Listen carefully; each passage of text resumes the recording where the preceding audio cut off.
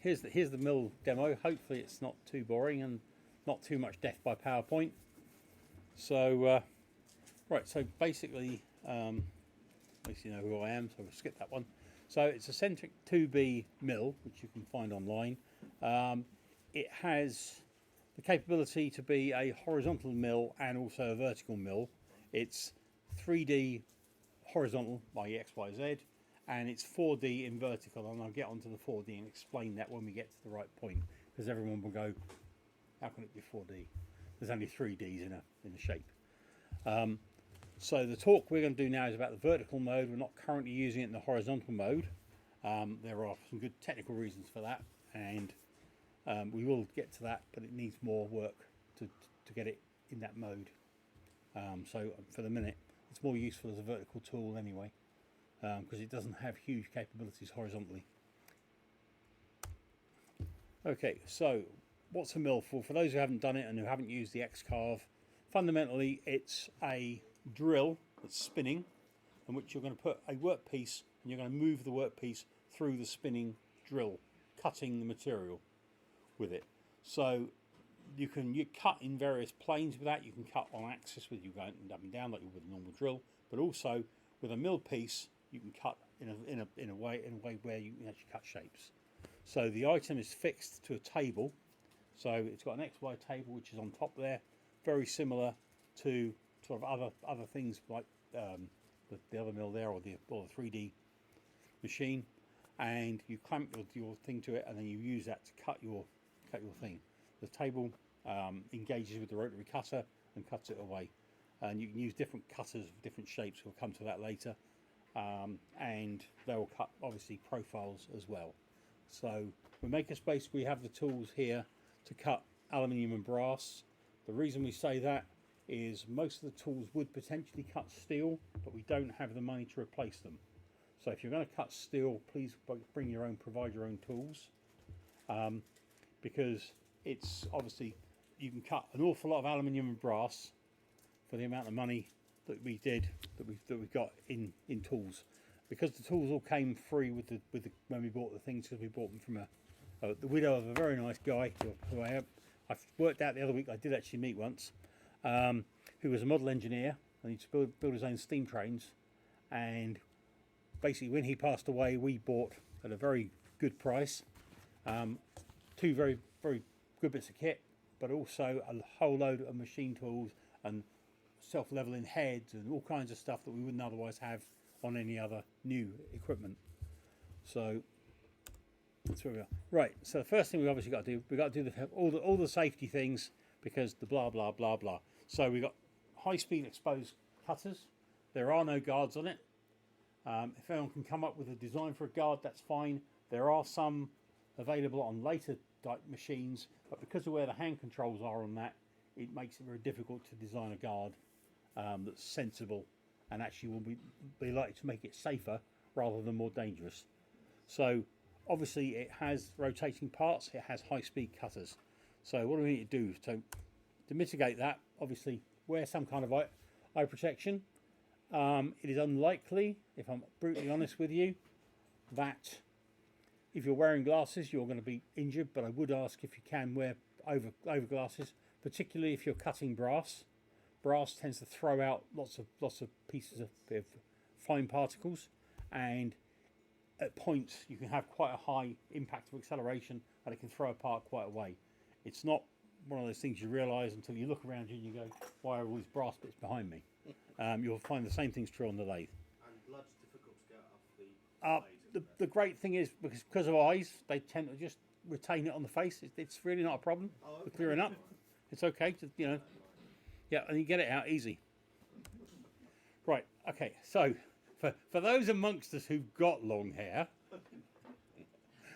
he says, looking around, yeah, okay, pass. Shall I go? Just carry on, really? Okay, if you can make sure it's tied back, and obviously loose clothing and flappy clothing, so don't wear your cravat or any of the other things, or maybe a tie.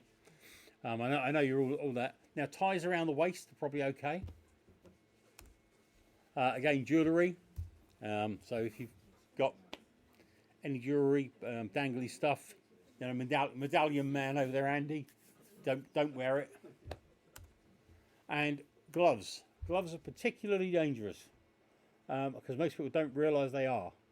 The reason why gloves are so dangerous is because obviously they're very useful on the handles, but if you're going anywhere near a cutter with a regular glove, and I'm not talking about a plastic PPE type glove, you know, sort of sterilised glove, they can very easily get caught and dragged. So because they're quite strong, they can pull your fingers in and you can't get your hands out. So that's just a particular one.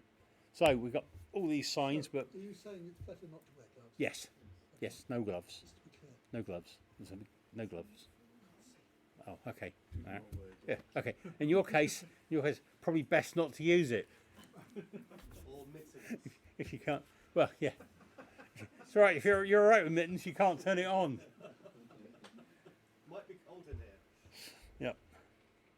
Right. So yeah. So if you can just be careful and be aware of all those. There are signs over there. Please ignore them. Ignore them at your own risk. So next thing we got is obviously we're.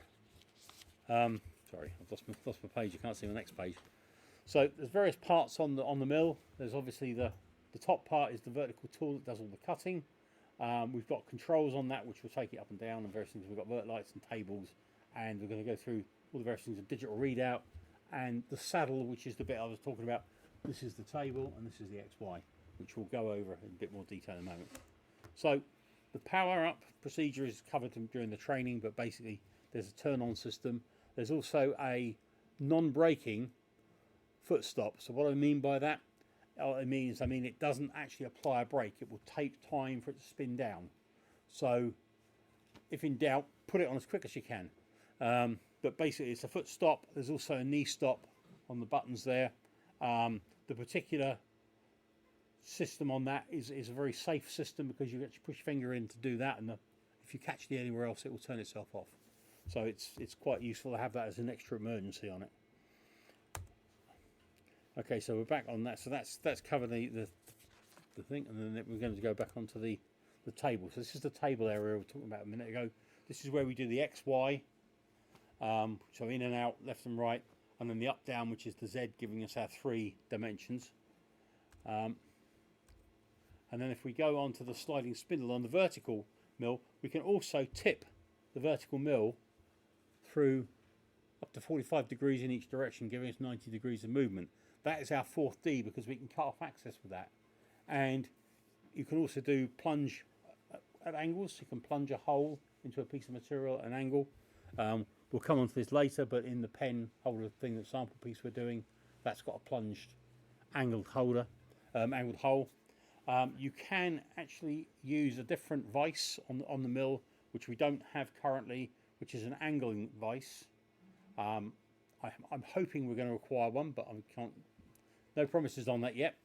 But that then potentially gives you 5D because you can actually turn that at a different angle as well. So you can then cut various different things. So let's get back to that. So we've also got a digital readout on there. So the major advantage of that is it means it's very easy to get back to a position you had.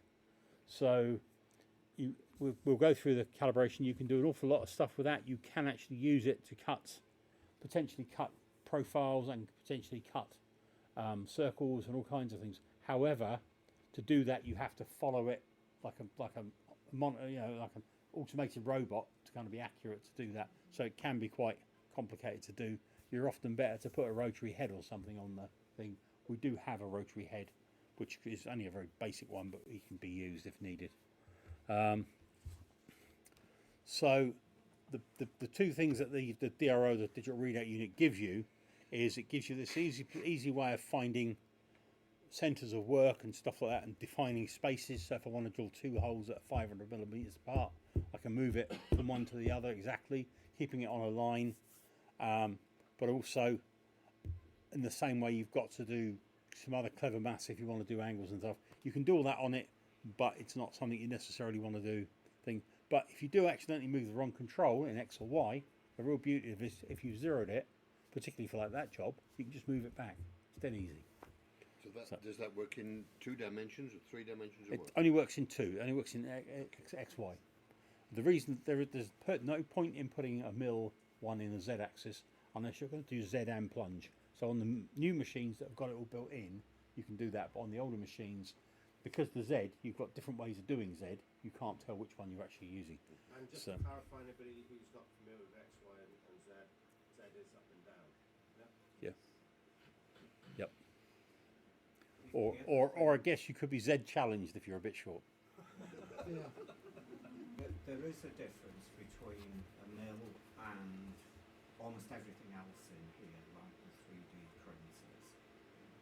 Most of the other things, you're moving the tool and the thing is standing still. Yep.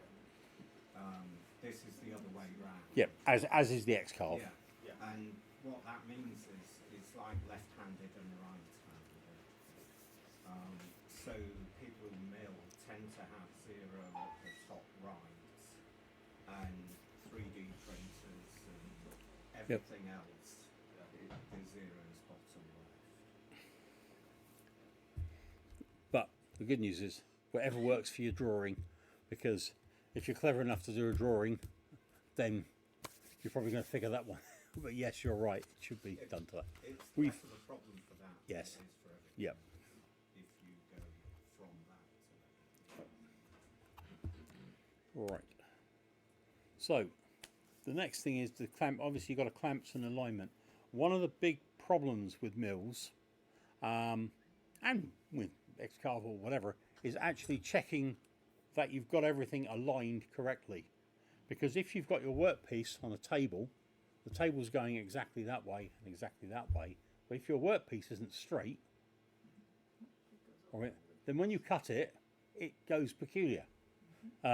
So one of the things that's important is to make sure that you check the alignment of the machine, and to make sure that no one's played with the vise. And you can do that. There are various ways of doing that. You can do it with a drill. You can do it with a gauge. And there's a gauge anyone can have a look at. Now this gauge, in fact, it's actually 0.1. Every one of these things is 1/100th of a millimeter. So you've got quite a little bit of movement there. So it's quite easy to actually. So kind of like trying to get that to work in the right way for what you're doing can be quite challenging, to say the least. It's got various settings depending on whether you're using it forwards or backwards. One of the things we discovered recently whilst doing my first teaching thing, Steve managed to exhibit a completely new problem which we hadn't seen during any of the ones I'd done, which was my bad, because I thought we could get away with all this with a drill, and I'm not now. You can, but you have to be very, very careful with it, and we weren't as careful as I wasn't as careful to allow him to do things without checking stuff. We and ended yeah, up being 0.5 millimetre out, and it made a significant he did, change he did. on the stuff Yes. we were doing. It meant instead of having a nice even slot like that, it was like a V shape, because obviously that we're at an angle, so we're cutting, so it's quite significant. But more of that excitement anyway. So fitting the cutters, well, there's different ways you can fit the cutters. You can fit the cutters, obviously here's an example of a cutter. So it's got this particular cutter, it's got blades and on the side and on the end, so it can cut in both planes, but we'll come more to that in a moment. You can fit them in a chuck. Chuck's standard mortar taper, that just goes in exactly as it would do on a lathe, and you can fit your cutter in that. That's what we will be doing the majority of the cutting with. Okay, so that's how it will fit, it will rotate, and it will cut. There are also other ways you can do it. Is you can fit them using a collet, where it's a similar idea, except you've got a thread inside here, so you can put the tool in the collet and you pull it up into the machine. Some machines, not this particular one, but some machines also use this thread here. You run it in with a thread and then you push something into the top there, and it will spin it up, and that will lock it in place on the threads. But again, we'll not be using that. We'll be using it standard chuck method.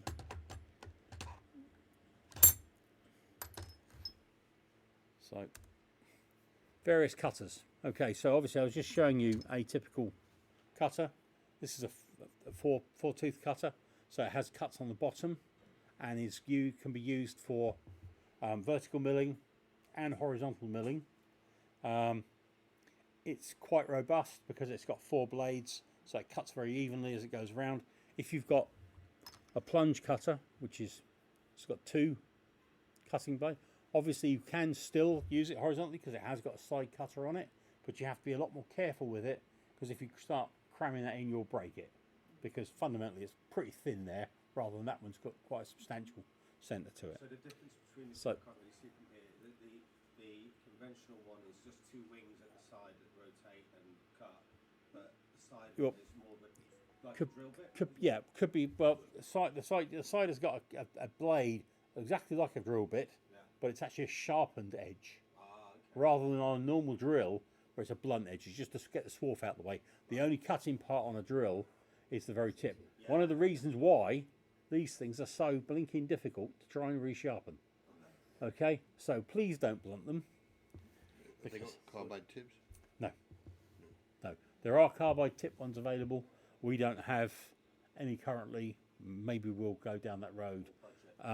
Well, to be honest, they're not that expensive. If someone was buying something, particularly if they're going to cut steel, I'd recommend they buy the carbide tip ones, because for a lot of it you can buy very, very cost effective carbide tips for no more than you can buy one of these, because they're mass produced now by robots in China, or maybe people in China, are probably still cheaper than robots actually. But either way, they're produced in China, and they're very, very cheap, and they would certainly last for a very long time. So different kinds of cutters, obviously. We've got edging cutters that have got the angles on them. You've got some rounded slots for cutting in T-slots into things.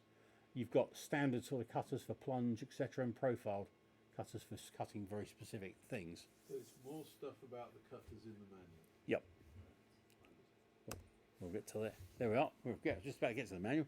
There is a manual here, which has, as I say, various things about all the various bits and pieces. It has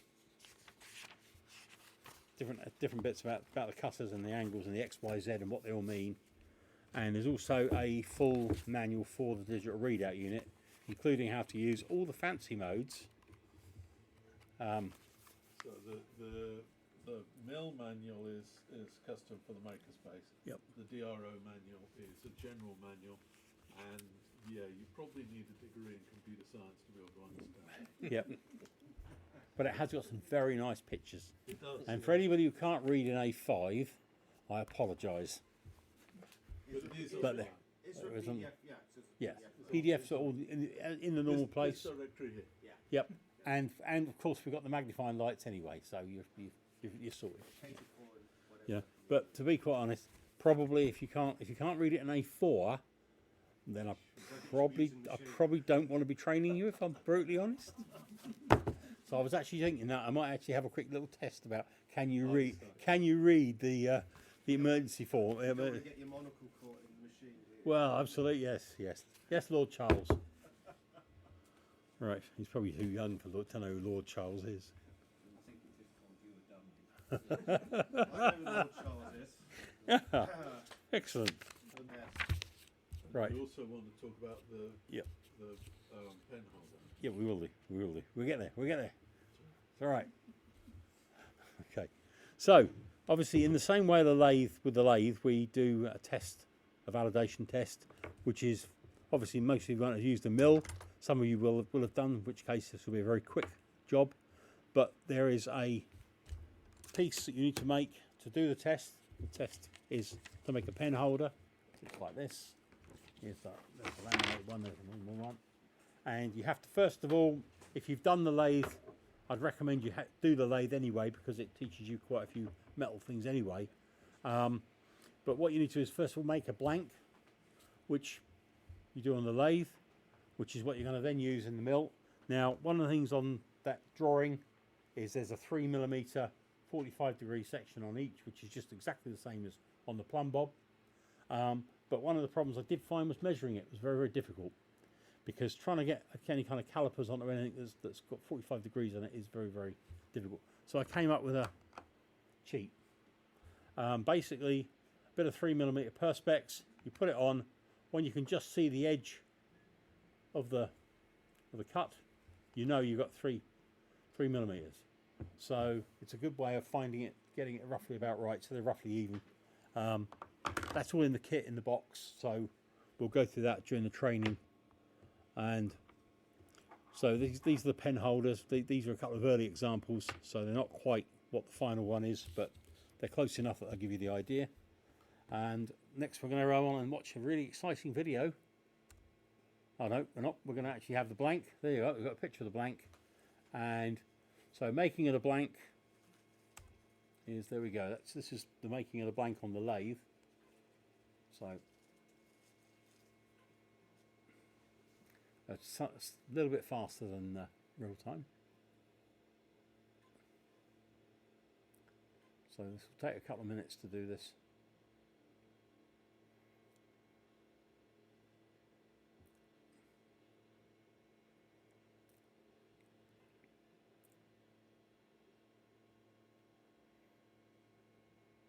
So the reason I've made multiple cuts up and down on the side there is just to make sure that I get a very nice smooth finish on the blank. And then you set up, cut off tool and cut it off. Now in this case what I'm doing is I'm cutting off both ends. You can, if you want to, put a 45 on that end before you cut it. Depends on your particular choice. I found it was easier to do it that way because you don't then have to keep moving the tool between 45 degrees and standard. So just face that piece off.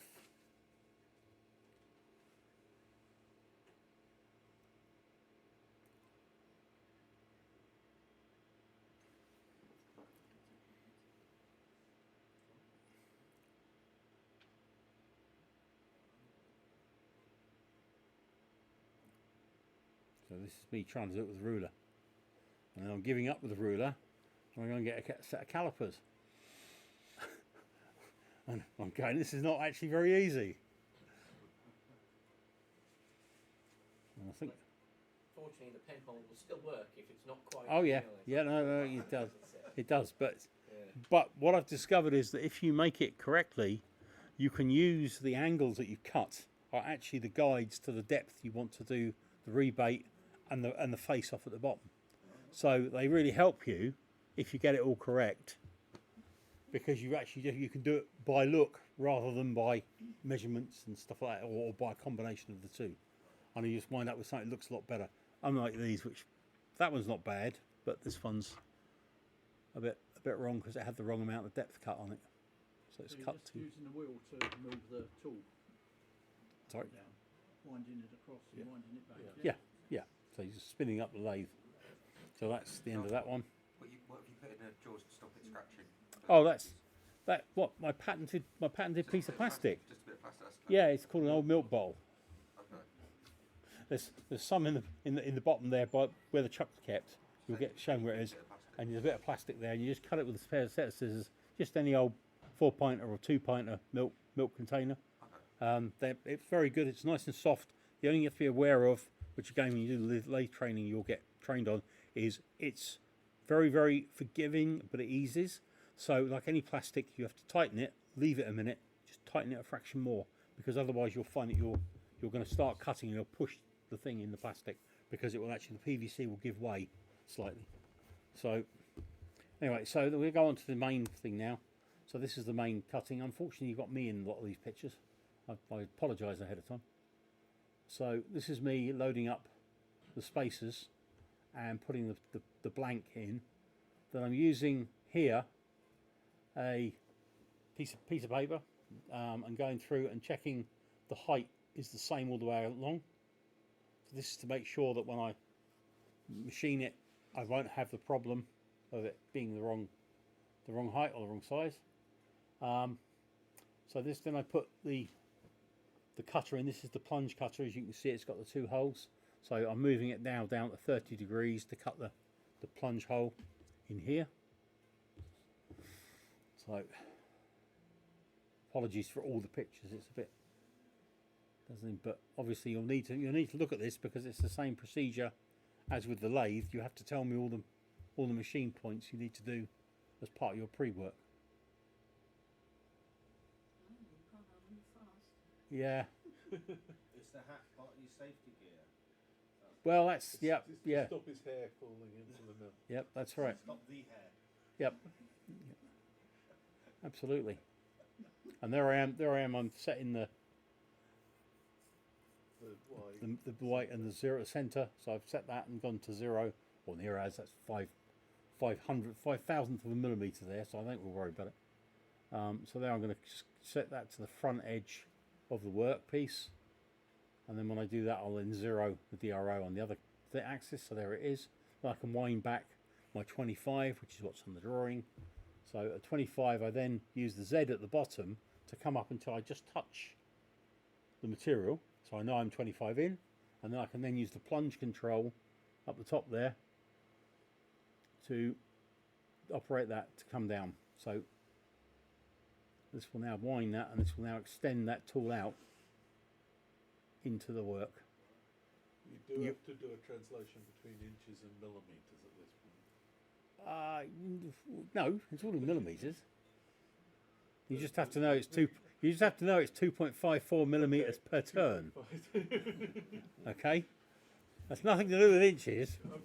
So it's the digital unit metric in the actual Yes. dials. Yes. Imperial. Well, the digital is metric, or inch or imperial. Just push a button, depending on which you like. But yes, you're right. The dials on there and the mechanics are imperial because obviously it's an old machine, you know. But it doesn't matter because it just needs 2.54. So you work out what your plunge depth is. You divide it by 2.54. That tells you how many rotations you've got to do of it. Dead easy. It's not. It's not. Well, if you want to convert that drawing to inches, The fine. drawing's in millimeters. Drawings in millimeters, but that's fine. So's that calibration because it tells you it's 2.54 per turn. So it's 100 on the turn. So yeah. Yeah. Anyway, so this is us just cutting the top off. So as you can see, it's gradually working its way down.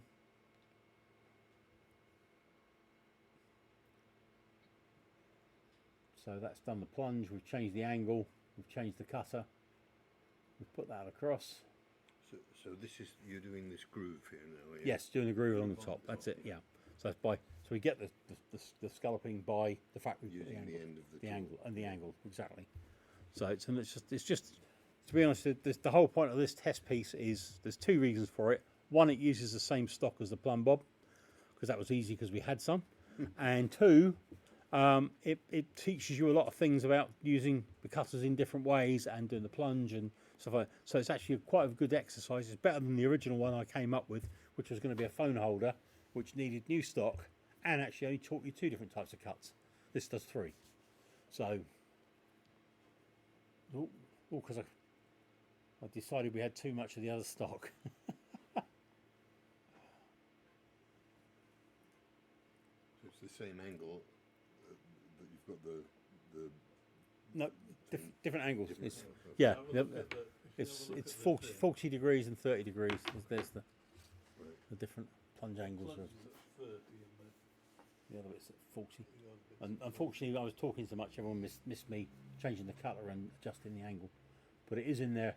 So when you watch this to get your procedure, it's the usual thing of you write down on the back of we'll give you a piece of paper. You write down on the back all the procedure, all the things you need to do to make it happen, like you did with the lathe. So the idea is that you've thought about what the processes are in order to be able to make the thing, because obviously there will be. You're going to come up with some of them. You'll probably miss some of them, but that's okay. Just the whole idea is just to make sure you thought about changing the angles and doing the things and kind of like the stuff you have to do. I think Steve came up with about 20 different things as a quick guess, and I think my list had 51. But that's much more detailed. All the essentials were there. Just there are extra bits that are steps in that. So don't worry about it. You'll find the steps that are missing when you go to do it, as long as you've got the rough idea of what you're trying to do. So again, this is the set.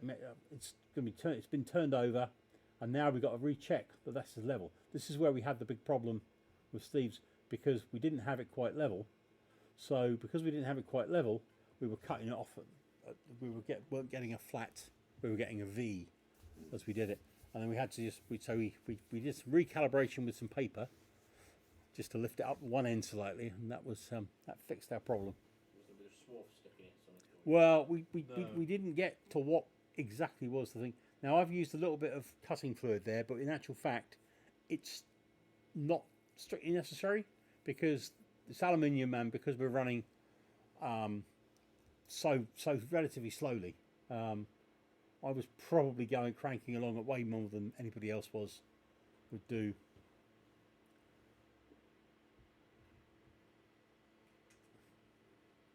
So nearly there. So how much are you cutting in each direction on It's each post? it's on the sheet. What the amount? Oh, sorry, the amount of lift per thing. I'm cutting about tenth. Yeah, tenth of a millimeter.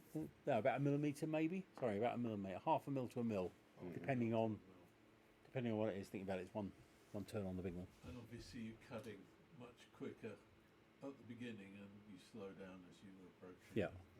And then you also obviously, but the last point, what happens is when you cut the bottom, you're actually cutting it slightly wider than the cutter is. Tool, yes. So what you're looking for is, because you're looking for, I think the thing is 13. Is it 13 millimeters? You cut, yeah, it's 13 millimeters. You've got a 12.5 millimeter cutter here. So as soon as you see a little groove appear on the side, you know you're in the right place. So as soon as you've done that, you just clean it up by going around it on the edges, the same without adjusting it again, and you get a nice clean finished item. This one has got a bit of foam on the bottom, which was stuck on there because there's a little imperfection underneath.